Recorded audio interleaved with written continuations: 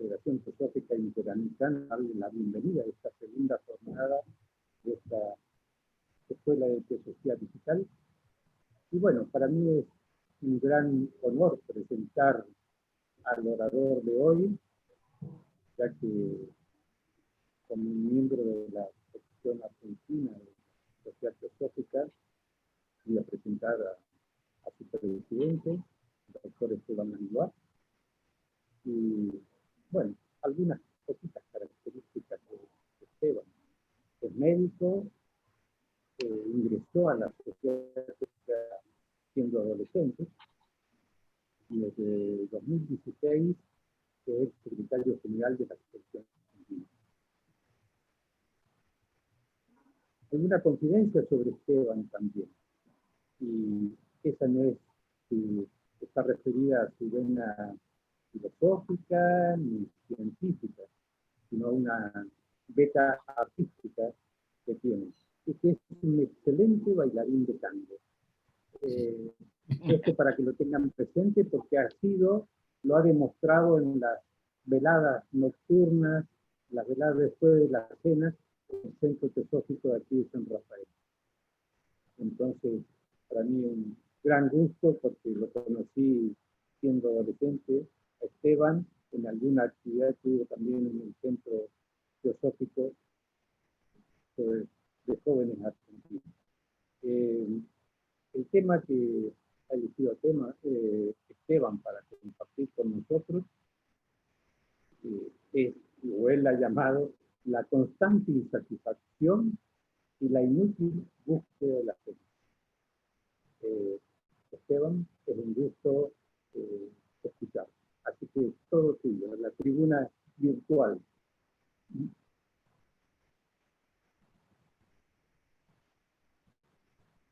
Tienes tu micrófono.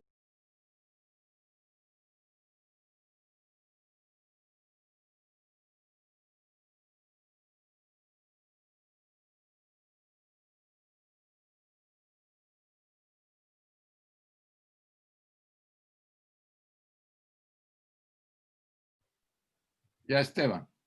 Ahora sí. Bueno, buenas tardes a todos.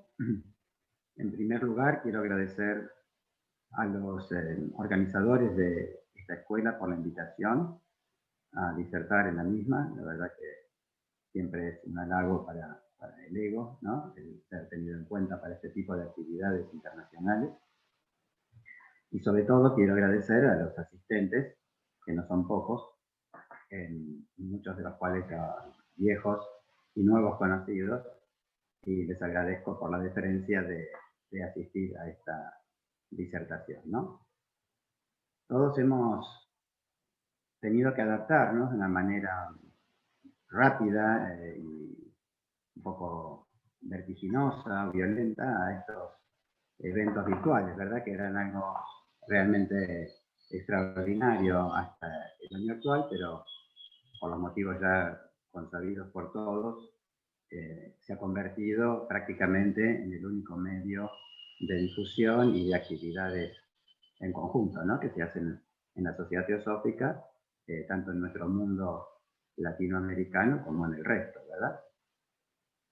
Uno ve actividades de esta naturaleza por todas partes, cuando antes la única actividad virtual que se hacía era, bueno, buscar videos en YouTube o en alguna otra plataforma, y a partir de ahí, bueno, rescatar algunas charlas del pasado o recientes, pero no había estas actividades que permitían interactuar entre nosotros, ¿verdad? En el mundo virtual, que es un poco la riqueza, entiendo yo, de este tipo de eventos internacionales, y poder no solo escuchar una charla, que también podríamos escuchar como si fuera un video de YouTube, sino la posibilidad de intercambiar, ya sea con el orador o entre los asistentes, opiniones, comentarios, ampliaciones u otros puntos de vista.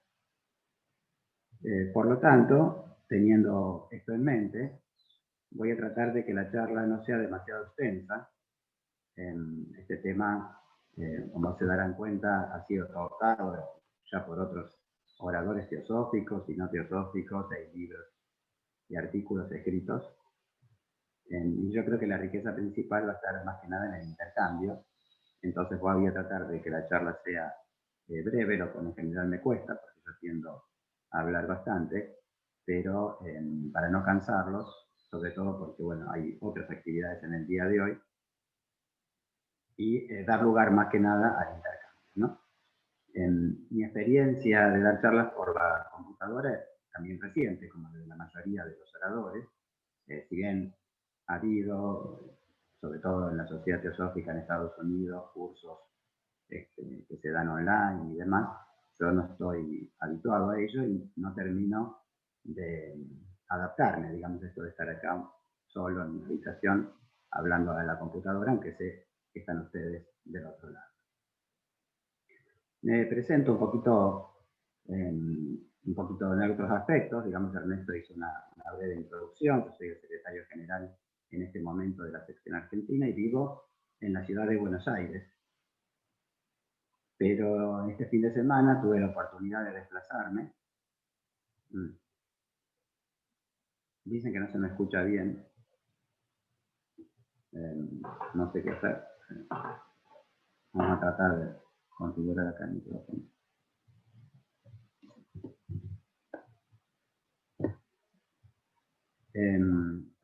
A ver si ahora se me escucha mejor. Vivo en la ciudad de Buenos Aires y tuve la oportunidad de este fin de semana desplazarme a una ciudad balnearia sobre la costa del Atlántico Sur.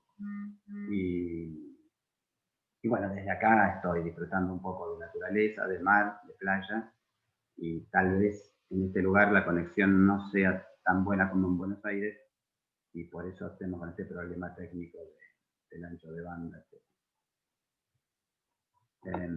Bueno, ¿está mejor ahora? Acá me está diciendo Francisco algunas cosas. Está mejor, Esteban. Ah, perfecto. Bueno, muchas gracias. Bueno, entonces vamos a entrar en el tema de la insatisfacción y la búsqueda de la felicidad, y ustedes después llegarán o no a la misma conclusión de si esa búsqueda es útil o si es inútil, ¿verdad?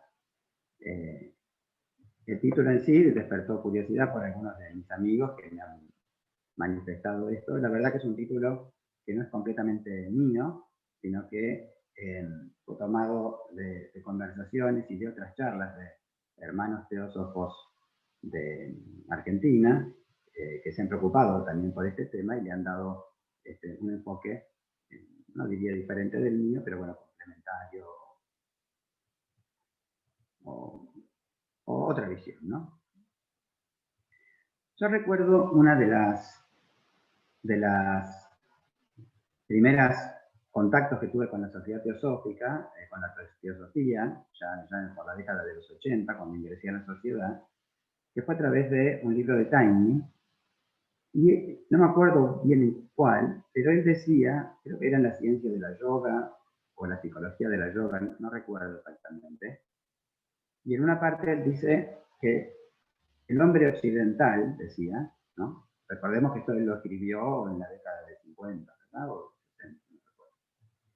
El hombre occidental no podía meditar, que no estaba preparado para meditar, y que entonces sus enseñanzas al respecto eran más para los hindúes que para los occidentales. Cosa que naturalmente, siendo argentino o occidental, me molestó, porque obviamente uno quería meditar y estaba convencido de que el camino de desenvolvimiento espiritual tiene en la meditación una herramienta fundamental e insustituible. Entonces yo lo tomaba como que nosotros los occidentales no estábamos destinados a avanzar en este sentido.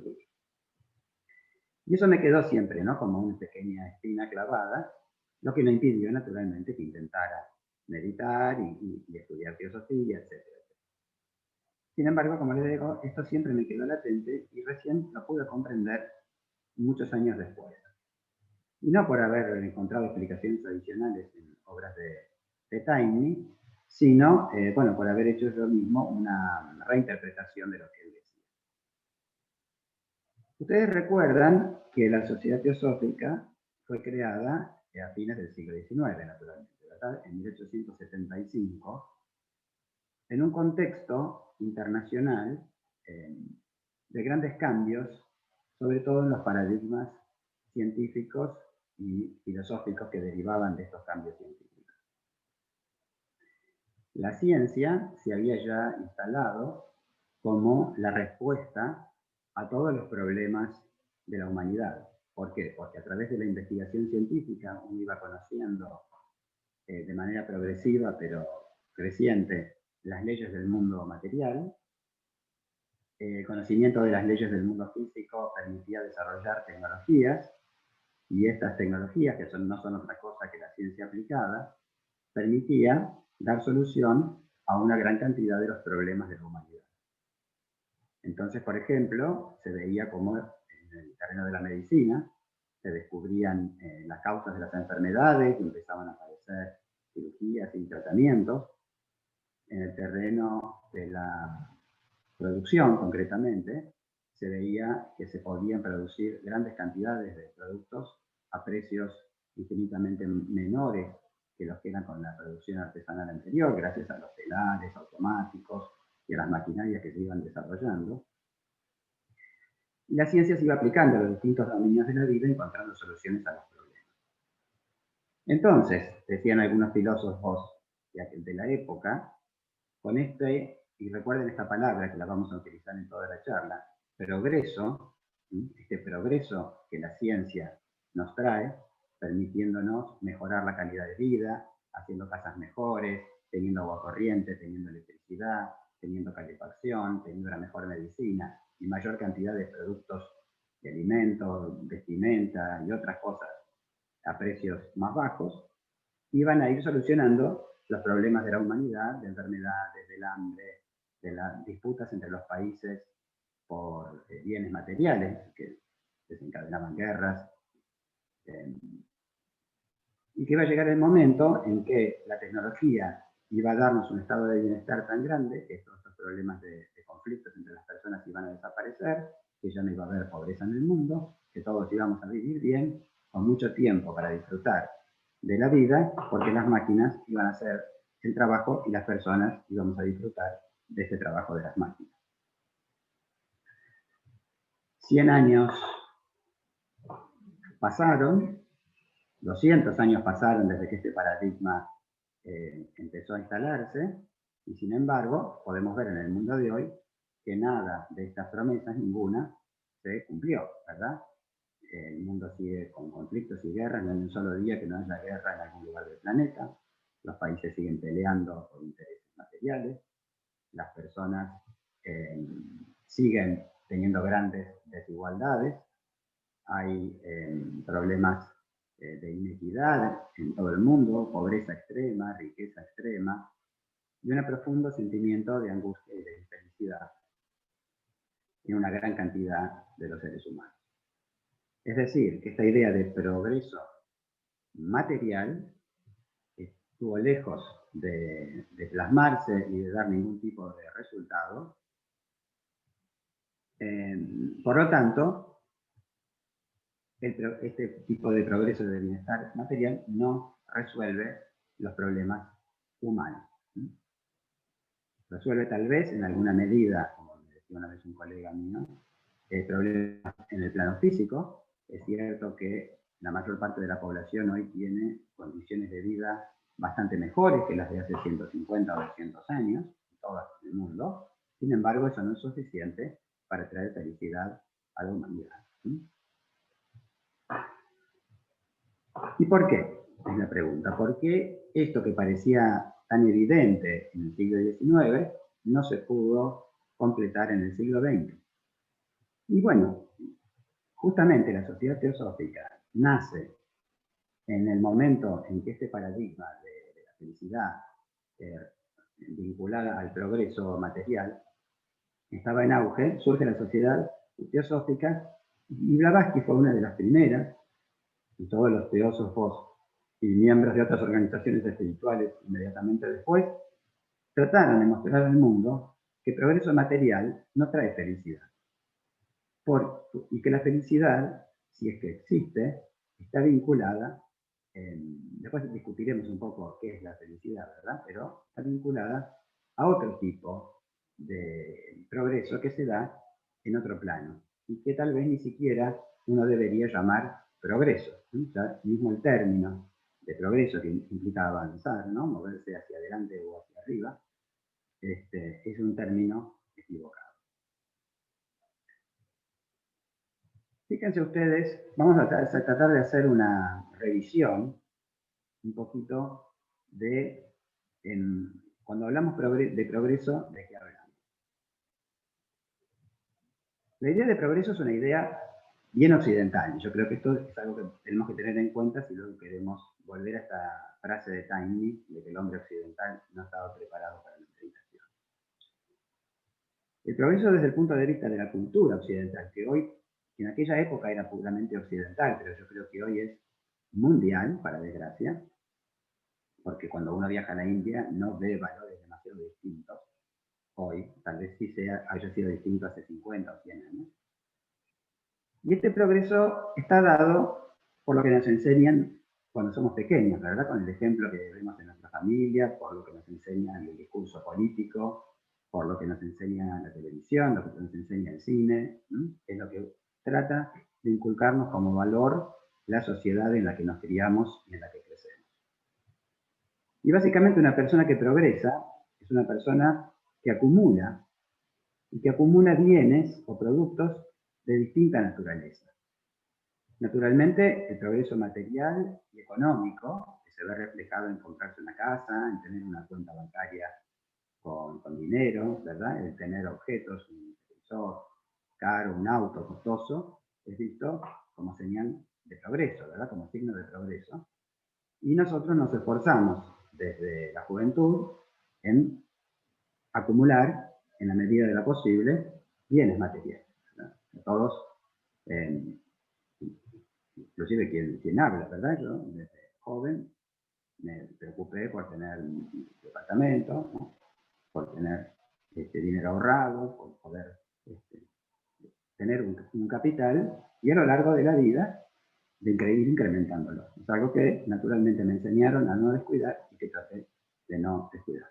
Y creo que esto es lo que cada uno de la mayor parte de los seres humanos ha intentado hacer.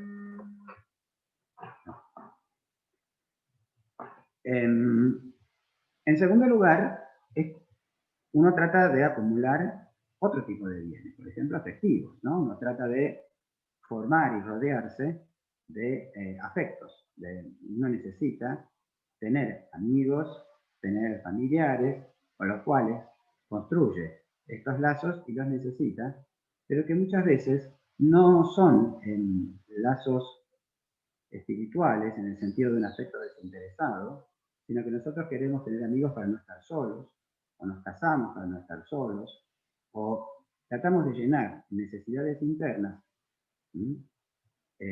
con el afecto o lazos afectivos que establecemos con los demás, que no son en sí mismos, a mi criterio al menos, malos en sí, como tampoco es malo tener una casa o tener un auto, pero estamos convirtiendo a estas personas con las cuales establecemos los vínculos afectivos en objetos para cubrir nuestras necesidades. Y nosotros tratamos de mantener esto y lo vemos como un capital, ¿no? Una persona que trata de tener estos núcleos de amistades con las cuales llena estas necesidades, como también llena necesidad, por ejemplo, de transportarse con un auto, ¿verdad? O de alimentarse, en fin, con la comida, con las otras necesidades con las cuales nos satisfacemos a través de objetos materiales.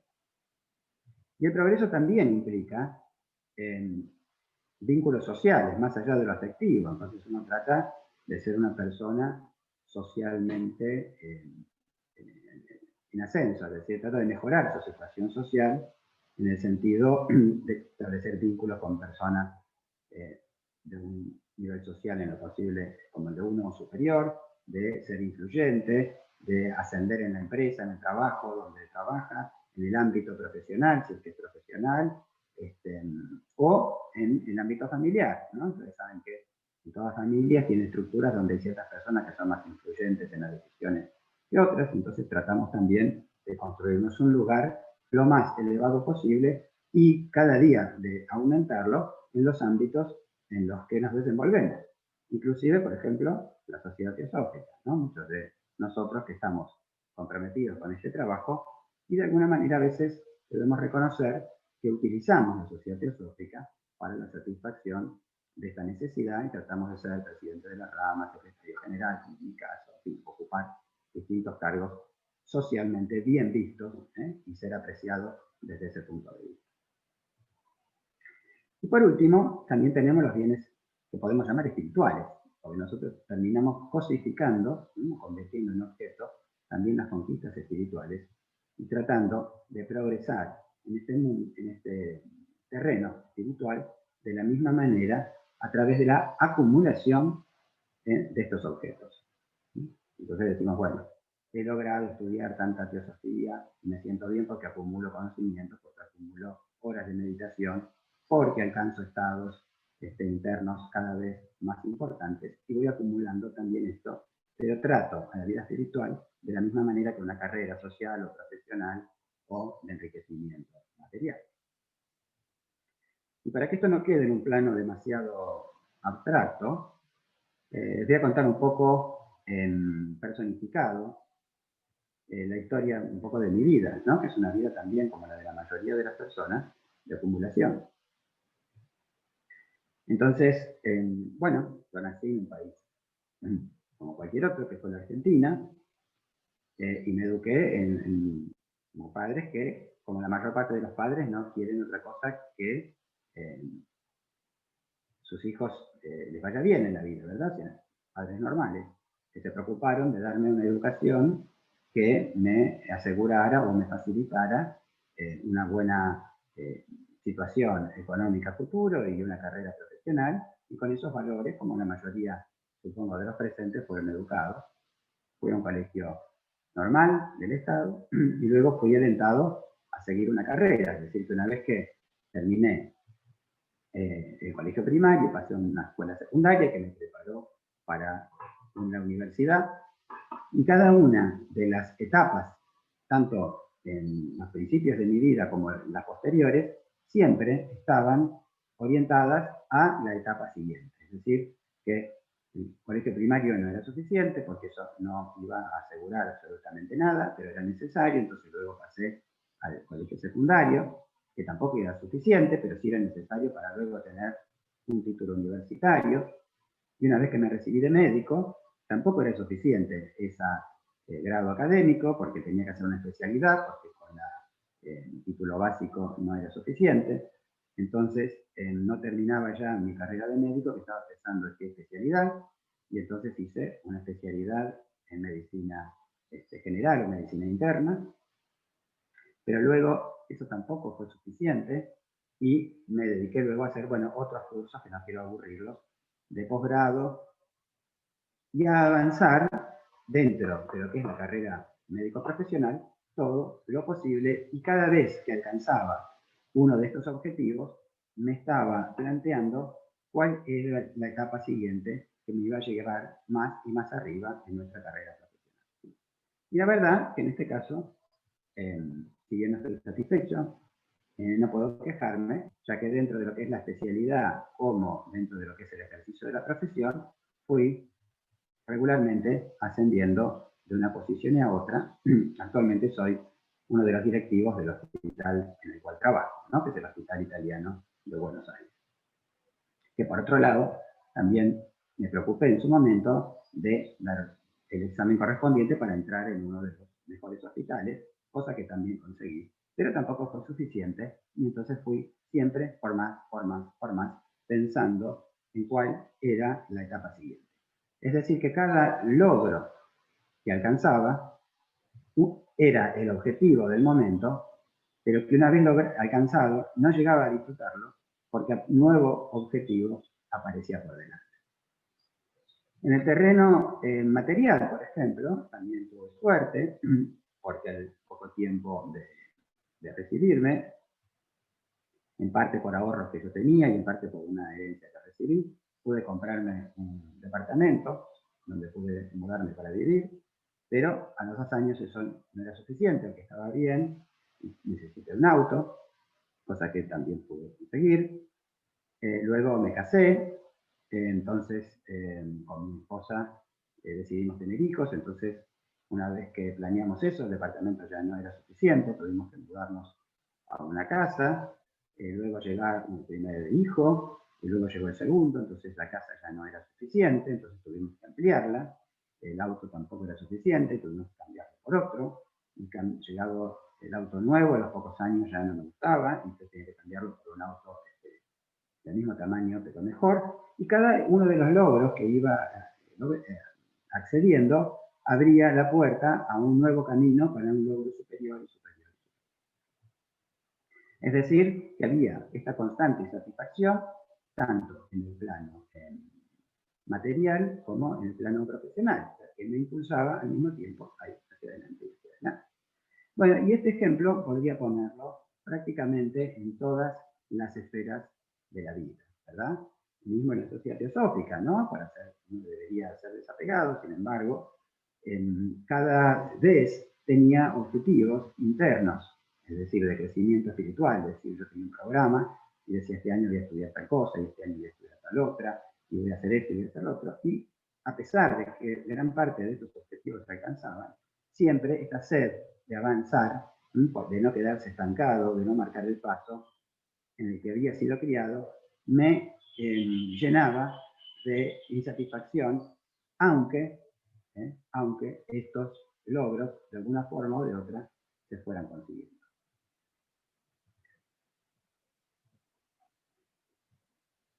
Y bueno, ¿qué hacer? ¿No? ¿Cómo hacer? Porque si uno no avanza, parece que se estanca y de alguna manera traiciona los valores en los que fue criado, que son el motor de este famoso progreso. Y ahora me viene a la memoria una frase que escuché, un dicho, no me acuerdo ahora de quién es, pero lo escuché recientemente, y que dice, uno espera toda la semana que llegue el viernes, ¿verdad? Para disfrutar del fin de semana. Uno espera todo el año que lleguen las vacaciones, para disfrutar de las vacaciones. Y uno espera toda la vida para ser feliz. Porque siempre está esperando algo más. Que cuando llega no es suficiente y otra meta, algo más, se plantea. Llega un fin de semana, no es suficiente, ya estamos pensando lo que vamos a hacer al otro fin de semana. Llega unas vacaciones que nada estamos terminando, que ya estamos planificando las vacaciones. Y esta sed es la que nos hace progresar, indudablemente. Un ejemplo de mi vida, digamos, que no es que pretendo deprimirlos, pero bueno, no puedo decir que no sea relativamente exitoso, sin embargo, no es suficiente porque ninguno de todos estos logros me ha dado felicidad, porque justamente la felicidad tal vez no debamos buscarla en estos logros, sino que debamos buscarla en otra parte. Y tal vez a esto se refería Taimni cuando decía que el hombre occidental no estaba preparado para la meditación y para la vida espiritual. ¿Por qué? Porque este modelo de progreso constante o continuo es la trampa que nos impide serenar nuestra mente y empezar a hollar el camino del desapego, que es justamente el camino del desprogreso. Porque no se olviden, como dice Madame Blavatsky en ese pequeño libro que es fantástico, mi criterio, Ocultismo Práctico, para los que no lo conocen, les recomiendo que lo lean. En realidad es un artículo que se publicó en forma de librito, donde ella dice que ningún apego, ningún objeto, ninguna adquisición de ninguna naturaleza, ni material, ni afectiva, ni intelectual, ni espiritual, va a darnos felicidad, sino todo lo contrario. Porque cuando uno tiene algo, lo que trae principalmente es insatisfacción o infelicidad. ¿Y por qué? Porque nunca es suficiente. Y cuando uno quiere algo, esto es lo que desencadena un apetito por algo superador. Pero sobre todo, porque cuando lo tenemos siempre el temor de perderlo. Entonces tratamos y ponemos un gran esfuerzo en preservar aquellas cosas que tenemos y somos siempre presa de la angustia que nos genera la posibilidad de su pérdida. Entonces estamos preocupados y angustiados siempre por el futuro, por tener el más, y por el presente, por no tener menos. Porque de alguna manera la vida, aunque nosotros tratamos siempre de negarlo, nos da señales claras y categóricas de la impermanencia de las cosas. Y nada de lo que tenemos, si no le dedicamos esfuerzos, y aunque le dediquemos esfuerzos, puede durar durante mucho tiempo. Todo se nos escurre de las manos y nosotros luchamos, como el hámster en la rueda, por tratar de retener estas adquisiciones. Y este apego y esta necesidad de retener es lo que nos genera sufrimiento y lo que nos genera infelicidad que llevamos obviamente a nuestro entorno. Que no es permanente, ¿no? Es natural. Cada tanto tenemos estos chispazos de satisfacción, ¿no? Uno le compra algo y en el momento le da esa satisfacción, ¿no? Tenemos ese momento de estar contentos con ese logro, pero ese momento pasa rápidamente y es sustituido por el temor a perder lo que queremos y sobre todo por esta nueva sed que se desencadena por querer algo más. La mayoría de los presentes, hasta donde puedo ver, que bueno, son casi 150 personas, naturalmente no veo a todos, pero bueno, somos personas ya bastante crecidas, ¿no? Y que tenemos noción del paso del tiempo y de lo que el tiempo va haciendo sobre nosotros, ¿no? Y experiencia como para ver cómo todas aquellas cosas a las que nos hemos apegado, de alguna manera, sufren cambios no deseados por nosotros, ¿no? Para mal. Empezar nuestro propio cuerpo físico, ¿verdad? Que se va deteriorando año a año y nos trae más cuidados y problemas, y lo cual no está eso exento de traernos cierto nivel de angustia, ¿no? y de preocupación, porque es algo que vemos que podemos retrasar, pero que no podemos evitar. El otro día, hablando con mi hija, recorría un poco el barrio, ¿no? Y decía, mirá, en este barrio antes había quintas y casas lindas y ahora hay edificios y negocios feos, ¿no? Y cómo el barrio se iba transformando en los 30 años más o menos que llevo viviendo ahí, para mal, ¿no? Y como tal otra cosa también ha ido cambiando para mal. Entonces llega un momento en que se ve que me puse un poco insoportable y me dice, mira papá, las cosas cambian siempre, ¿no? Y tal vez ella no se daba cuenta de la profundidad de su comentario, ¿no? Dicho así un poco como reacción a una persona que ya está envejeciéndose mentalmente.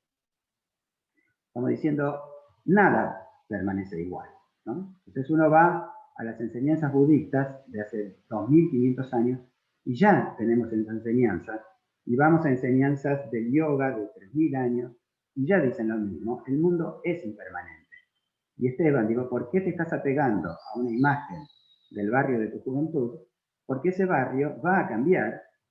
Vos decís para mal, pero es la realidad de la gente joven de hoy que lo conoce hoy, como es hoy, que es su realidad y le gusta porque ahí se crió, y que también va a vivir a su vez su correspondiente cambio, ¿verdad? Y eso uno lo ve en todo, ¿no? Alrededor, en las relaciones humanas, en la virtualización, digamos, la tecnologización de las relaciones humanas, y estas dificultades de adaptación a lo nuevo, en realidad no reflejan otra cosa que un apego a lo viejo y a una pérdida de ciertas, diría yo, costumbres o de un mundo en el cual había aprendido a dominar y en el cual se sentía cómodo, y que va evolucionando o va cambiando y que seguirá cambiando por toda la eternidad, porque justamente la impermanencia es una de las características del mundo material en el que nos manejamos, del mundo afectivo, del mundo social, del mundo intelectual y posiblemente también del mundo espiritual. Por lo tanto, en la medida que nosotros no aceptemos la impermanencia, y busquemos la felicidad en la retención o en la acumulación de objetos que son impermanentes, que son cambiantes y que nunca nos van a dar una total satisfacción, estamos condenados a la infelicidad. Y es por eso que yo titulé esta charla como la inútil búsqueda de la felicidad, porque nosotros buscamos esta felicidad, esta satisfacción en aquellas cosas que no tienen la posibilidad de dárnosla más que por cortos instantes. Entonces nosotros, por ejemplo, buscamos la felicidad a través de asistir a una escuela de verano o una escuela internacional, aunque sea como esta virtual que estamos haciendo, que también es algo que va a pasar y que tal vez nos dé un momento de la sensación de satisfacción, ¿no? Como ustedes que están escuchando, bueno, espero que sí, que por lo menos mientras me escuchan tengan esa sensación, o de yo mismo cuando estoy hablando, pero esto va a pasar, y si ustedes intentan retener esto, van a sentir esa sensación de pérdida, que va a tratar de ser sustituida por la charla que sigue, por la charla de mañana, pero cosas que van a pasar siempre dejando un vacío en nuestro corazón. Bueno, y entonces, bueno, planteado el tema, y estando todos más o menos deprimidos con este panorama, pareciera que no tenemos salida. ¿Por qué? Porque hemos sido criados así, con una estructura psicológica que nos tiene un poquito aprisionados y de las cuales no podemos salir. Y para colmo de males, uno de los organizadores de la escuela invitó a este sujeto, a Esteban Langlois, a que nos muestre a través de una vida, tal vez un poco exagerada, de éxito, porque también tengo a mi costado de fracaso, ¿no? Que eso lo he odiado. Que así todo está mal y no vamos a ningún lado. Y bueno, la verdad es que yo no tengo mucho para darles, para sacarlos de la depresión, porque como ustedes habrán visto, no lo he logrado implementar. Si ustedes preguntan a otros miembros de Argentina o buscan por ahí en YouTube, van a encontrar que he dado algunas charlas, por ejemplo, sobre meditación, pero que las charlas que doy en general de meditación son charlas que cuentan un poco también mis fracasos en el terreno de la meditación, no tanto mis éxitos, ¿no? Porque no los tengo, ¿no? Y yo creo que en este terreno del dominio de la mente para tratar de disminuir nuestra tendencia a acumular bienes impermanentes, un poco redundante todo bien, por ser material, afectivo, en definitiva, ustedes saben que el afecto y todo esto también son bienes materiales, solo que es materia de otra naturaleza que la física, pero que no deja de ser también el mundo manifestado, el mundo material. Entonces yo intenté, les voy a contar también el aspecto del fracaso en este sentido, porque tal vez en el fracaso de otros esté la clave para descubrir el propio éxito, ¿verdad? Y es justamente el tema de la meditación, ¿no? ¿Y por qué la meditación? ¿No? Bueno, ¿qué es la meditación? Y con esto en unos pocos minutos ya voy a dar por terminada la charla para iniciar el intercambio de ideas, ¿no? Pero ¿qué es la meditación? La verdad que sobre meditación hay mucho escrito, muchos videos, hay muchos dichos, pero es muy difícil encontrar una buena definición, y la mejor expresión que define a mi criterio la meditación es una que escuché a nuestro presidente internacional cuando él estuvo aquí en Argentina, en el año creo que fue el 2014 o 2015, no me acuerdo, y que a su vez repetía, ¿no? una definición de un monje budista al que le habían preguntado qué es la meditación, y él dice, bueno, ¿qué es la meditación? ¿Qué cree usted que es la meditación? Bueno, lo que usted crea que es, eso no es. Es decir, es imposible definir la meditación. Cualquier cosa que pensemos es solamente para descartarla, porque la meditación es otra cosa. Pero, como eso no nos sirve para trabajar y para meditar, yo creo que nosotros podríamos tomar como definición de trabajo de lo que sea la meditación, que es lo mejor que pude yo comprenderla, y acá estoy transmitiendo un poco mi experiencia personal, es aquel estado de la mente en la cual podemos estar con la serenidad suficiente como para poder observar no solamente con los ojos, sino con todos los sentidos, y con nuestros sentidos internos, una realidad externa, ¿sí?, sin emitir ningún tipo de pensamiento acerca de ella. Y yo creo que en el castellano, la palabra que más lo define es la palabra de contemplación, ¿no? Es poder observar sin generar ningún pensamiento acerca del objeto que uno observa. Por ejemplo, uno observa un paisaje, ¿sí? Por ejemplo, yo acá tengo, bueno, no se ven, pero tengo acá al frente un paisaje. Y entonces uno observa árboles, ¿verdad? Entonces uno, a través de esa observación del paisaje, rápidamente dice, por ejemplo, si ese paisaje es lindo o es feo. Entonces uno ya no está contemplando, está emitiendo un juicio de valor. Entonces uno dice, bueno, tengo que contemplar, es decir, observar el paisaje. Entonces uno mira y dice, hay árboles, ¿qué tipo de árbol será? ¿No? No. Entonces uno debe detenerse, es decir, no tiene que emitir tampoco una pregunta, solo tiene que observar ese paisaje. Entonces uno observa de nuevo, dice, no voy a ni a decir si es lindo ni feo, ni me voy a cuestionar sobre esos árboles. Entonces digo, ¿pero esos árboles están cerca o están lejos? No, tengo que emitir ningún tipo de juicio y de pensamiento. Entonces cuando miro digo, pero es el atardecer, me queda tanto tiempo para la cena o para tomar el té. Y así sucesivamente la mente, cuando uno observa un objeto, proyecta un pensamiento sobre ese objeto. Y justamente la contemplación es el poder observar ese objeto, ese paisaje en el ejemplo, sin proyectar ningún tipo de juicio sobre el mismo. Entonces yo estoy, por ejemplo, ahora observando o escuchando, o sea, observando con mis oídos, la charla que esté mandada por internet, y automáticamente estoy descargando una enorme cantidad de pensamientos sobre si estoy de acuerdo, si no estoy de acuerdo, si me parece interesante, si no me parece interesante lo que dice. Si en mi caso particular mi experiencia de vida fue distinta. ¿Por qué? Porque no estoy verdaderamente escuchando.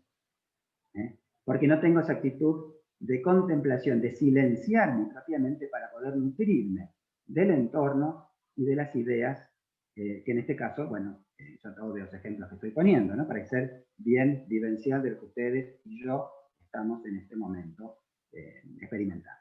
Mismo yo, mientras hablo, al mismo tiempo que hablo, estoy preocupado por si ustedes, por ejemplo, las caras de los pocos que tienen la cámara encendida, muestran interés o no interés, si se ríen, si no se ríen, porque mi mente está concentrada, por un lado, en la contemplación de lo que yo mismo digo, y por otro lado también en cuál es la reacción, porque mi ego necesita ver caras de aprobación y de felicidad en la expresión de los otros de ustedes. Naturalmente, es una experiencia que es casi universal en cualquier orador teosófico o no teosófico.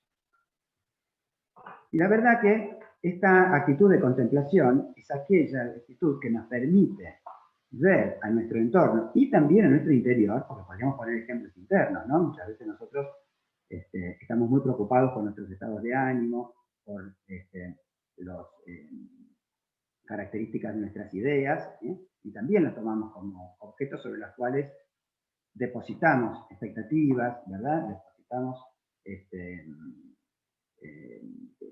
desarrollamos apegos, de los cuales después también se convierten en trampas o cárceles que nos permiten acceder a la felicidad. Pero yo creo que una buena manera de tomar contacto con algo que pueda parecerse a la satisfacción o la felicidad es el poder apagar, ¿no?, el motor de nuestro pensamiento y de nuestras emociones y poder observar la vida que nos rodea tal cual es.